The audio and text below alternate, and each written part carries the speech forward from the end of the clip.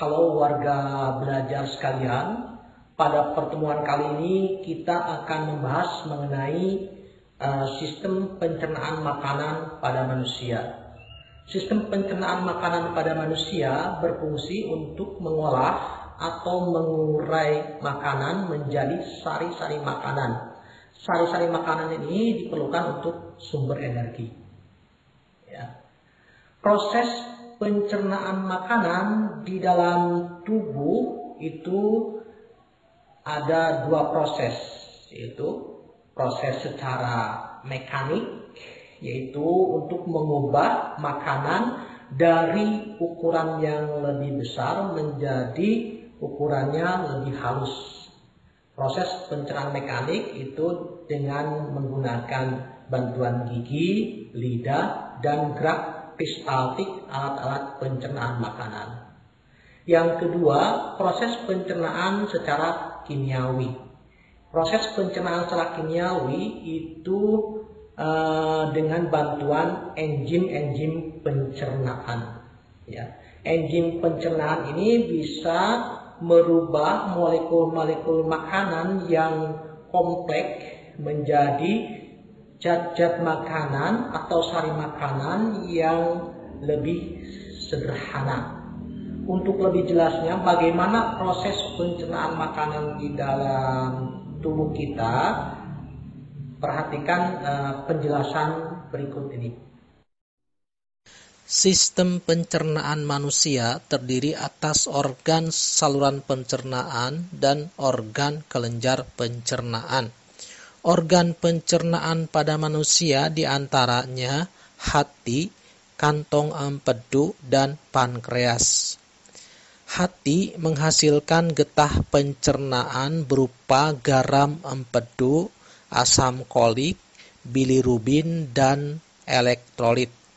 Fungsi hati diantaranya menjaga keseimbangan kadar gula dalam darah, membunuh kuman yang terdapat pada makanan dan minuman. Kantong empedu berfungsi menyimpan garam empedu yang dihasilkan hati. Getah empedu berfungsi mengemulsi lemak supaya mudah dicerna. Garam empedu berwarna kuning karena mengandung bilirubin. Bilirubin yang mengubah tinja menjadi berwarna kuning. Kelenjar pankreas menghasilkan hormon insulin. Hormon ini berfungsi mengatur pengubahan glukosa dalam darah menjadi glikogen atau gula otot yang disimpan di hati. Apabila produksi insulin terhambat di dalam pankreas akan menyebabkan penyakit diabetes mellitus atau kencing manis.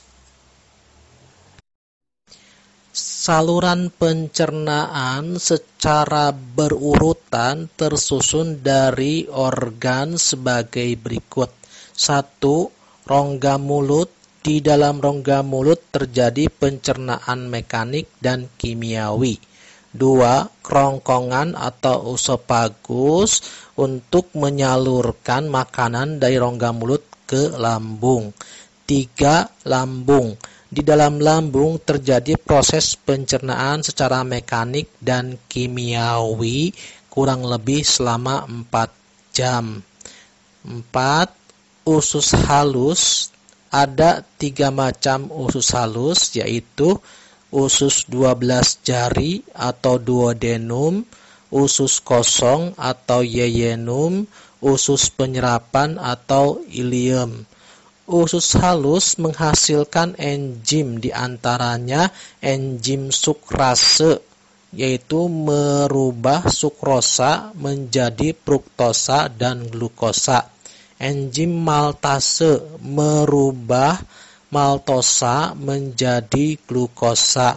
Enzim laktase merubah laktosa menjadi glukosa dan galaktosa. 5. Usus besar merupakan tempat fermentasi atau pembusukan sisa makanan dengan bantuan bakteri coli yang ada pada usus besar. 6. Poros anus atau rektum rektum merupakan tempat untuk menampung sementara feses sebelum dikeluarkan dari anus. 7. Anus merupakan alat defekasi untuk mengeluarkan zat sisa pencernaan berupa feces. Setelah mempelajari organ pencernaan dan saluran pencernaan, kita lanjutkan. Sekarang kita bahas bagaimana proses pencernaan makanan di dalam tubuh. Makanan di dalam rongga mulut mengalami dua proses, yaitu secara mekanik dan kimiawi. Secara mekanik, makanan dihaluskan dengan bantuan lidah dan gigi. Pencernaan makanan secara kimiawi di dalam rongga mulut dengan bantuan enzim yang terdapat dalam air ludah. Air ludah diproduksi oleh 3 pasang kelenjar, yaitu kelenjar parotis, kelenjar submandibularis, dan kelenjar sublingualis. Air ludah mengandung enzim amilase atau petialin yang berfungsi menguraikan amilum menjadi glukosa. Makanan di dalam rongga mulut dibentuk menjadi bolus dan selanjutnya masuk ke dalam kerongkongan.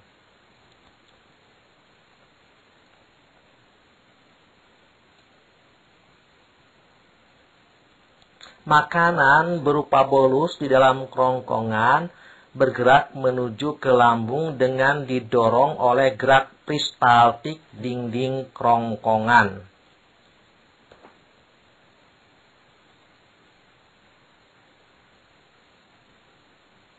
Makanan di dalam lambung diproses secara kimiawi dengan bantuan getah lambung, yaitu asam lambung yang berfungsi membunuh kuman yang ada pada makanan, pepsin berfungsi mengubah protein menjadi pepton, dan renin berfungsi mengemulsi air susu menjadi kasein.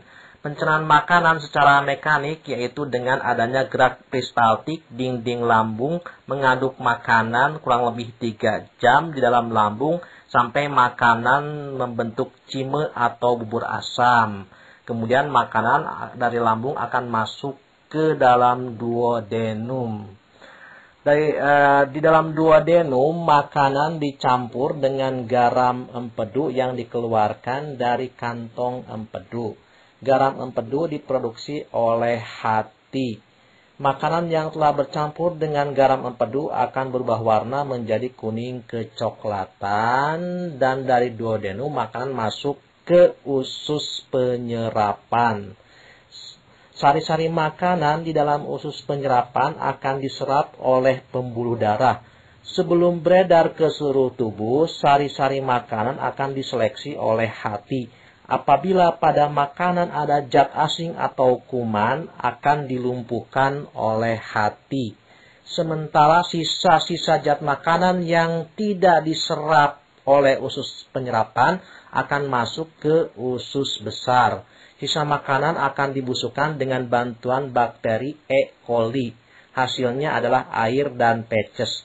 Airnya akan diserap oleh tubuh, sementara feces akan dikeluarkan melalui anus.